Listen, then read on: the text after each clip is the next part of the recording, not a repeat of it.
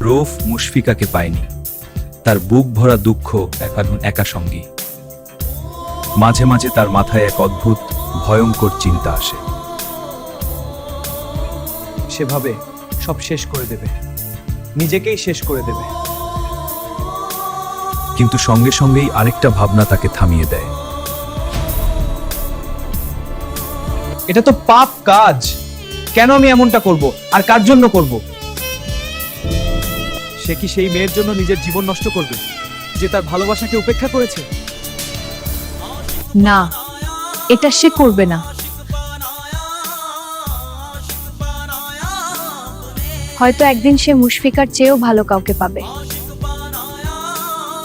কিন্তু তার চেয়েও বড় কথা, তার নিজের স্বপ্ন আছে, নিজের লক্ষ্য আছে। তার কাজ হলো নিজের স্বপ্ন পূরণ করা, সেটাই সে করবে।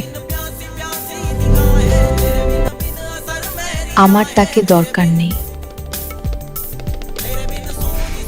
তবু ভুলতে চাইলেও সে ভুলতে পারে না। মেয়েটার কথা এখনো তার মনে আসে। আর মনে এলেই বুকের ভেতরটা হাহাকার করে ওঠে। রৌফ এখনো কষ্ট পায়, কিন্তু সে ভাঙেনি। সে ধীরে ধীরে শক্ত হতে শিখছে।